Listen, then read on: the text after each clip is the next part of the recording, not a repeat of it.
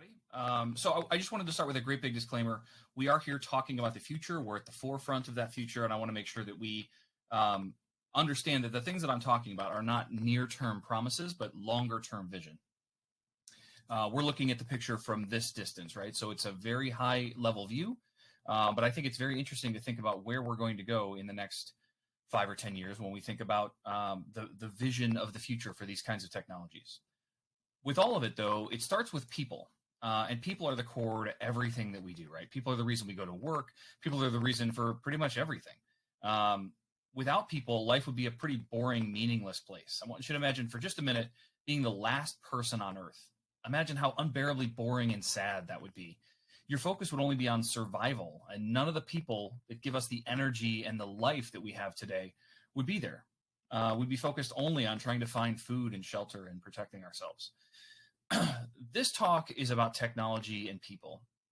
And I'd be remiss if I didn't talk about some of the ways, or at least one specific way, that technology has already fundamentally changed our lives. I wanted to find a picture of a way technology can induce more anxiety, more stress than any other way. And I think I found the photo. The incoming call.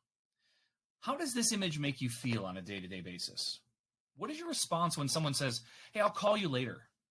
I know what my response looks like, and it looks like this. Like, no, don't call me. Just text me, or let's figure out another way to communicate. But like calling me just out of the blue never really works for me. So why is that? Why are we so averse to talking to someone on the phone? We can probably come up with dozens of reasons why we don't like an incoming call, but the biggest reason really has to do with asynchronous communication. We want to be able to control how and when we are living our lives without interruption. This is a relatively new requirement for our lives. I remember when I was a child, a ringing phone was an infinite number of possibilities, and someone wanted to talk to me. I would run to the phone just to see who was there. But it's gotten so bad that these phones that we carry around in our pockets are actually rarely used as a phone at all. So as we talk about asynchronous communication and the use of our time, I want to make sure that we think about all of the ways that we try to spend our time, right? Some of us are athletes and we want to spend our time getting bigger and faster and stronger. Some of us are artists. We want to create things. We have big, broad visions that we want to share with the world. I know a lot of people, as a part of this pandemic, have been focused on learning new skills like woodworking. I spend a lot of my free time writing code, right? We all have these things that we like to do with our free time. In fact, as a part of this pandemic, I also got back into collecting sports cards, baseball cards, as something that I like to do with my free time. But all of us probably spend a little bit of time doing this as well, right? Watching some television shows or movies. And so it's very interesting to think about all of the ways that we spend our time, because all of us have all of these different needs and desires and wants, but we have one thing in common. We all have stuff. We all have things floating around in our heads. Some are really good. I have a great idea. I can't wait to see my friends on Friday. When are we sending humans to Mars, right? These are all fun, harmless thoughts that we have all the time. But there's also these thoughts, right, that can completely derail your day. How am I going to get this all done? When was my last doctor visit? Are my kids doing okay in school? Is my boss happy with my work? Did I leave the oven on? All of these things live inside our brains. And this is where I want you to start to use your imagination. I want you to take several leaps beyond where most consider things like ambient computing and voice applications to be today. And I want you to imagine having a personal AI companion that can anticipate your needs, give you the information you need at exactly the right moment, and make it significantly easier to focus on what's important. But to do all of this requires trust. As an example, I want you to imagine standing in this field this morning. Everything is covered in a thin coat of dew, making the bright sunrise create rainbow pinpoints on every blade of grass. You take a deep breath in, and I come charging out of those woods towards you. I'm soaked up to my knees. I tell you that today is the last sunrise. There won't be one tomorrow. How does that make you feel? Do you believe me? Do you feel like this is something that could actually be true? Almost certainly not. You have too much prior history. You have too much information to tell you that, in fact, the sun will rise every day for the coming future, as far as you can tell. There's no reason to suggest that it would otherwise. This is how personal AI will feel to us. Trusted, reliable. It would be unconscionable to think about this thing failing you. It's this trust that is also a responsibility for all of us as software developers to make sure that we are hyper focused on. Because without trust, none of the rest of this works. Let me give you a great example of that. Many of us have used a pair of Bluetooth headphones before.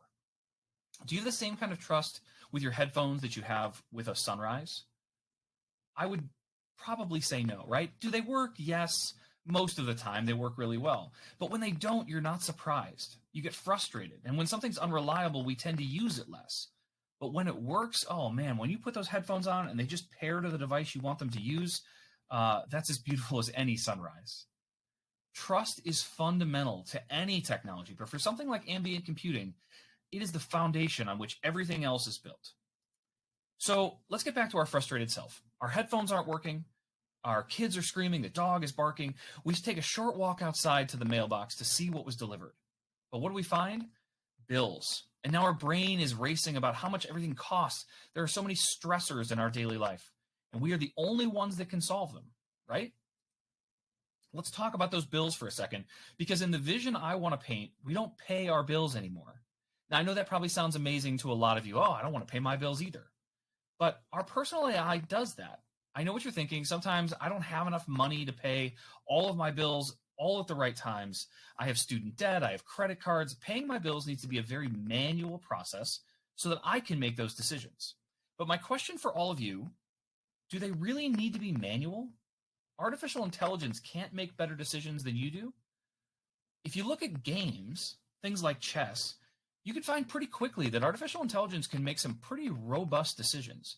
It's gotten to the point now that games like chess and Go, the experts, the masters of those games, claim that the game has been ruined by artificial intelligence because it's almost unbeatable by almost any human. If we think about things like stock markets, most of the trades that are happening in the markets today are actually happening automated processes by artificial intelligence and machine learning engines to determine when to buy, when to sell, and how things to move back and forth. Tiny, tiny little transactions over milliseconds sometimes. So much so that they actually had to add cabling inside the New York Stock Exchange just to slow everyone down, because you could make more money the faster the connection was between your building and the stock exchange. We also see this in medicine, right? As we think about doctors, there's lots and lots of ways that they're applying machine learning and artificial intelligence today to medicine. And in many cases, artificial intelligence is outpacing doctors. Now, this isn't in any way to suggest that doctors are doing a bad job. They're doing a fantastic job, better than they ever have. But artificial intelligence can take some of the subjectivity out of those diagnoses and make better predictions about a cancer diagnosis or an outcome for a patient. Something a little more fun, in America, we love baseball here. And one of the things that they have here in baseball is a strike zone. That baseball is passing over that plate that's in the ground, and the umpire has to make a very subjective decision about whether or not that ball was over the plate or outside the plate. They are starting to use some technology in some of the lower leagues of baseball to use artificial intelligence to determine whether or not that ball crossed the plane of that plate. Instead of the umpire being eliminated from the game, they have an earpiece, and the computer actually tells them via a sound whether it was a ball or a strike. Very, very interesting ways to see technology applied. Let's think about the last time you wanted to call your dentist. Most of us don't love going to the dentist. I would imagine most of you don't. My dad is my dentist, so it's a little bit different. I love my dentist. But you probably make your next appointment while you were at your last one, right? So about every 6 months, we try to get to the dentist. And they might write your appointment on a business card, or maybe you add it to your phone's calendar, but it's 6 months in the future. I have no idea what my life looks like six months from today, at least what my day-to-day schedule will look like. And so as we play with this, as we think about this technology, think about all the things that could be done for us as we start thinking about ambient computing. Instead of me having to call my dentist and then you use a human API to talk back and forth and say, oh, I have next Tuesday. How's your next Wednesday look? Oh, I'm not free in the morning. The dentist isn't here on Thursdays. We can instead have simple things happen, like our voice assistant saying to us, hey, I scheduled a dentist appointment for you next Tuesday. That is the entire interaction. I didn't ask, I didn't tell, I didn't do anything. It was able to recognize and project what needed to be done, talk to some APIs, talk to my dentist's calendar, talk to my healthcare provider to make sure that I'm eligible for coverage, and look at my own calendar to make sure that I am free at the time that they're scheduling that appointment. All of that could potentially happen behind the scenes. And now we're in a situation where I have a dentist appointment that I didn't have to think about. Apply that same concept to your friends, right? Especially now in the pandemic when we haven't seen people in so long and gone out and done very social things. Imagine looking on your calendar and seeing that on Friday night, you actually have dinner reservations with some friends you haven't seen in a little while. But you didn't make those plans, and your friends didn't make those plans. Instead, your artificial intelligence talked to theirs and was able to coordinate a plan, make a reservation, and schedule time for all of you to spend time together. That is amazing to me. In addition, let's think about things like mortgages. If you think about buying a house today, you have to look at interest rates, you have to do all sorts of things to make sure that you have the right information from the right bank to be able to borrow the right amount of money to be able to pay for a residence. It's a lot of work and a lot of paperwork to go into it. And then once you have your house, if you want to refinance and get a better rate or lower your monthly payment, all of these things are very, very challenging to do and require a heavy lift, a lot of time and energy and effort and research. What if instead, much like your dentist appointment, your personal AI assistant could say to you, hey, I just lowered your mortgage payment by $80 a month. It's not going to cost you anything more, and your mortgage isn't any longer than it was before. I just saved you $80 just by refinancing. Well, that would be amazing. That would blow my mind. These kinds of things take the opportunity to use the world's knowledge to solve problems for us. I'm not paying attention to interest rates every day, but a personal AI companion certainly could. Let's give one more example, because I think this is another important aspect that we want to think about as we go through this process of thinking about technology. You've all probably tried to use some sort of technology in the past to manage your shopping list when you go to the grocery store. As you think about this shopping list, you have all sorts of things that are on there. Alexa does a fantastic job of this, right? Being able to say, add mushrooms to the shopping list or whatever it might be. The problem with this is that it requires behavior change. It requires a human to do something different than they were already doing. If I was really good at keeping track of a shopping list, I wouldn't need an app. I wouldn't need some mechanism to do this for me. It would just be a natural thing that I already do as part of my life. And so being able to manage a shopping list only comes naturally if you're already good at keeping track of your shopping list. So all of this technology is really good if you're able to make that behavioral change. But as we've seen every New Year's Eve, there are lots and lots of good intentions that never really last when we think about all of those possibilities, all those resolutions we make to change our behavior. I've made lots and lots of these resolutions that have failed and failed over time. So the solution here is to find a comfortable mixture, a partnership between our humanity and this artificial intelligence so that we can combine powers, that AI can come meet us where we are, so that we can effectively solve the problems that are in our lives without having to make major behavioral changes that we know are so incredibly difficult. So I want you to picture yourself in that world now. A world where you have an AI companion that's solving a lot of your problems for you, handling a lot of the day-to-day minutia, thinking about things that you would otherwise have to stress and research and worry about. What are you going to do with all of that time? Maybe you're going to spend it on this beach. Maybe you're going to spend it doing the things that you love, like exercising or painting or woodworking or collecting sports cards. These are all ways that we can effectively change our lives for the better just by using some of this new technology that's to come. As we think about Alexa, this is the promise of voice today. This is the path that we're headed down. This is why we always say that it's day one.